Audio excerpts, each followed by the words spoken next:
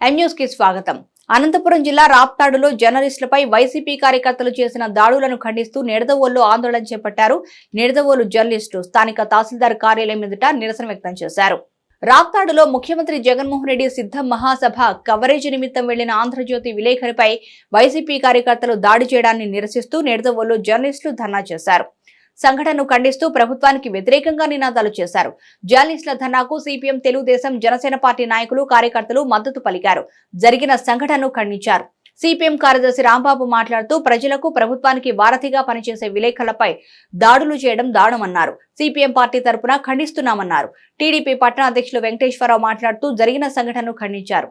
ప్రస్తుత ప్రభుత్వం హయాంలో అందరి మీద దాడులు చేస్తున్నారని ఆరోపించారు. జర్నలిస్టుల సంఘ నాయకుడు మోహన్ మాట్లాడుతూ జగన్మోహన్ రెడ్డి జరిగిన సంఘటనపై నివేదిక తీసుకుని బాధ్యులపై తగిన చర్యలు తీసుకోవాలని డిమాండ్ చేశారు.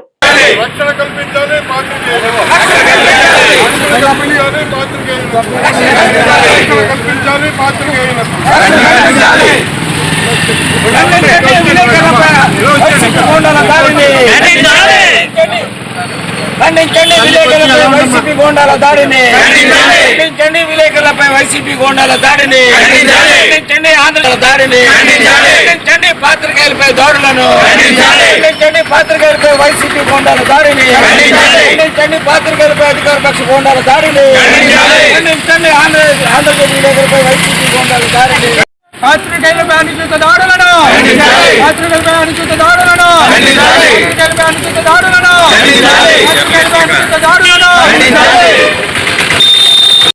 ప్రెసిడెంట్ ఎవరో కొంచెం దూరం నుంచి తీయండి ఒకసారి. సురేష్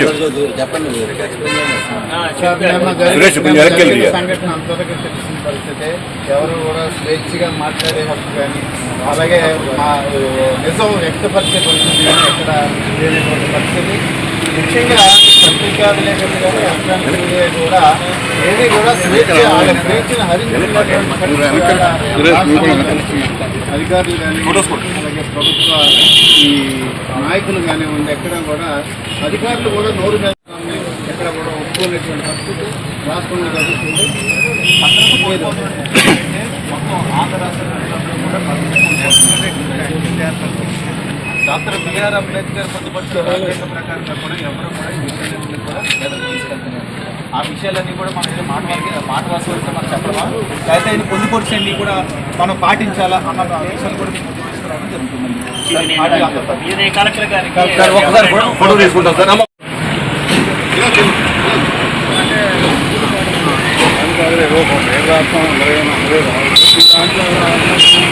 వ్యాప్తంగా వైసీపీ ప్రభుత్వం సిద్ధం అనే కార్యక్రమం ద్వారా జగన్మోహన్ రెడ్డి గారి బహిరంగ సభ జరుగుతూ ఉండగా ఆంధ్రజ్యోతి విలేకరు మీద వైసీపీ ప్రభుత్వం, వైసీపీ గూండాలు విపరీతంగా దాడి చేసి కొట్టారు.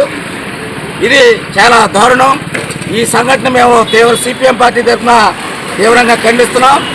ఇలాంటి ఘటనలు రాష్ట్రంలో గత 7-8 నెలల నుంచి ప్రభుత్వం మీద రోజు రోజుకి తీవ్ర అసంతృప్తి వస్తున్న సందర్భంలో వాళ్ళ దుర్మార్గాలు, అధికారులు, అధికార పక్షంలో ఉన్న వాళ్ళందరూ కూడా ప్రజల మీద చేస్తున్న యుద్ధం, దాడులు ఇవన్నీ కూడా ప్రజల్లో తీవ్రమైన అసంతృప్తి, ప్రభుత్వం మీద తీవ్ర వ్యతిరేకత వస్తున్న నేపథ్యంలో మరి ప్రభుత్వాన్ని ప్రశ్నించే పత్రికల మీద, జర్నలిస్టుల మీద అధికార పక్షానికి సంబంధించిన వాళ్ళు ఈ విధంగా దాడి చేయడం అనేది వాళ్ళ అసహనం. వాళ్ళు సిద్ధమని చెప్పి ఎప్పుడైతే చెప్పారో వాళ్ళు ప్రజలకు భయపడుతున్నట్టుగానే మేము ఆలోచించవలసిన పరిస్థితి ఈ రోజు వచ్చింది. ఈ రకమైన దాడులు కొనసాగితే మరి ఈ రాష్ట్రంలో ఉన్న లక్షలాది మంది పాత్రికేయులు, ఎలక్ట్రానిక్, ప్రింట్ మీడియా వాళ్ళందరూ కూడా వాళ్ళు కూడా మరి ప్రభుత్వాన్ని వాళ్ళ సంగతులు తేల్చడం కోసం సిద్ధంగా ఉన్నారు.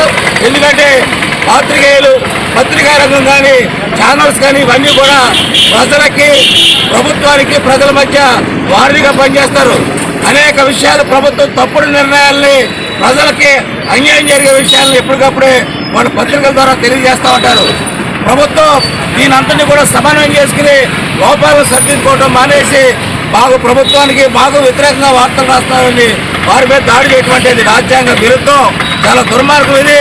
మరి కొన్ని వందల మంది పోలీసులు అక్కడ ముఖ్యమంత్రి సభ దగ్గర ఉన్నప్పుడు కూడా మరి ఆంధ్రజ్యోతి విలేకరు మీద తరిమి కొట్టడం అంటే ఎంత అన్యాయమో ఒకసారి ఆలోచించి ప్రభుత్వానికి అనేక సమస్యల మీద ప్రభుత్వానికి వాణి అనిపిస్తున్న విలేకరుల మీద ఈ రకమైన దాడులు చేయడం అనేది ఎంత మాత్రం కూడా సహించరాంది. ఈ ఘటనను మేము తీవ్రంగా ఖండిస్తూ భవిష్యత్తులో విలేకరుల మీద ఎలాంటి దాడులు జరిగితే మేమంతా కూడా ఈ రాష్ట్ర స్థాయిలో వాళ్ళకి అండగా మరి మద్దతుగా ఉంటామని చెప్పేసి ఈ దాడిని తీవ్రంగా ఖండిస్తున్నాను. జరిగినటువంటి సంఘటన రాష్ట్ర ప్రజలే కాకుండా మొత్తం పక్క రాష్ట్రాలు యావత్ భారతదేశం కూడా గమనిస్తుంది. ఇక్కడ ఆంధ్రప్రదేశ్లో ఎవరికి కూడా ఏ వర్గానికి ఎవరికి కూడా స్వేచ్ఛ అనేది లేనటువంటి పరిస్థితి ఈవేళ ఇక్కడ జరుగుతున్నటువంటి పరిస్థితి. ఒక పత్రికా విలేకరులే ఆ రకంగా చేశారంటే ఇక రాష్ట్రంలో ఎవరిని బతకనిస్తారు అనేది కూడా ఆలోచించాలి. అలాగే గతంలో కూడా దళిత నాయకుల్ని చాలా మందిని హతమార్చినటువంటి వైఎస్ జగన్మోహన్ రెడ్డి ప్రభుత్వం సొంత బాబాయిని హత్య చేయించినటువంటి ఈ జగన్మోహన్ రెడ్డి ఒక పత్రికా విలేకరు కానీ ఒక సామాన్యుడు కానీ లెక్కలేదనేటువంటి పరిస్థితిలో ఈవేళ రాష్ట్ర ప్రభుత్వం నియంత పోకడల్ని మనందరం కూడా చూస్తున్నాం. పత్రికా విలేకరుల స్వేచ్ఛను కూడా హరించినటువంటి పరిస్థితి ఈవేళ రాష్ట్రంలో ఉంది. ఉదయం అనంతపురం జిల్లా రాప్తాడులో ముఖ్యమంత్రి గారి సిద్ధం సభకి తన విధులు నిర్వహిస్తున్న ఆంధ్రజ్యోతి విలేకరిపై వైసీపీ కార్యకర్తలు నాయకులు ఎవరైతే వైసీపీ వాళ్ళు అయితే అతన్ని బయటికి లాగి అతను విధులు నిర్వహిస్తుండగా కెమెరాను ధ్వంసం చేసి అతన్ని విచక్షణారహితంగా కొట్టడం నిడదవోలు జర్నలిస్ట్ సంఘాల తరఫున తీవ్రంగా ఖండిస్తున్నాం. ఎందుకంటే జర్నలిస్టులు అనేవాళ్ళు ప్రభుత్వానికి ప్రజలకి మధ్య వారధిగా పనిచేస్తారు. వాళ్ళకి పార్టీలు ఉండవు, ఏ పార్టీతోనూ సంబంధం లేదు.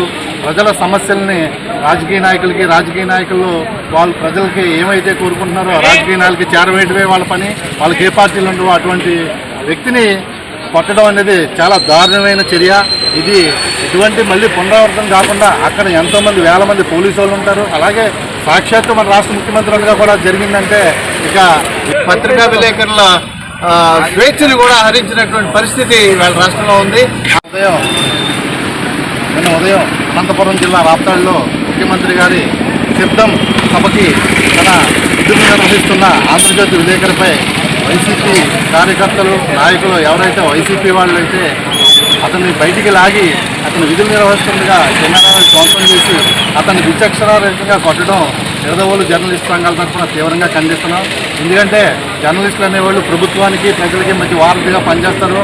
వాళ్ళకి పార్టీలు ఉండవు, ఏ పార్టీతోనూ సంబంధం లేదు. ప్రజల సమస్యల్ని రాజకీయ నాయకులు వాళ్ళు ప్రజలకి ఏమైతే కోరుకుంటున్నారో రాజకీయ నాయకులకి చేరవేయడమే వాళ్ళ పని. వాళ్ళకి ఏ పార్టీలు ఉండవు. అటువంటి వ్యక్తిని కొట్టడం అనేది చాలా దారుణమైన చర్య. ఇది ఇటువంటి మళ్ళీ పునరావృతం కాకుండా అక్కడ ఎంతోమంది వేల మంది పోలీసు వాళ్ళు ఉంటారు. అలాగే సాక్షాత్తు మన రాష్ట్ర ముఖ్యమంత్రులుగా కూడా జరిగిందంటే ఇక విలేకరులకి సామాన్య ప్రజలకి ఇంకెక్కడ భద్రత ఉందని చెప్పి మేము ప్రశ్నిస్తున్నాం. కాబట్టి ఇది ముఖ్యమంత్రి గారు తీవ్రంగా తీసుకుని వాళ్ళ కార్యకర్తలని వాళ్ళకి చెప్తారో ఏం చేస్తారో తెలియదు. ఇంకెప్పుడు ఇటువంటి సంఘటనలు జరగకుండా ఉండాలని చెప్పి విలేకరులు మేమందరం కూడా భద్రతగా ఉండాలని చెప్పి కోరుకుంటున్నాం. మరిన్ని తాజా వార్తా విశేషాల కోసం M News 3 సబ్స్క్రైబ్ చేయండి, మీ మిత్రులకు షేర్ చేయండి.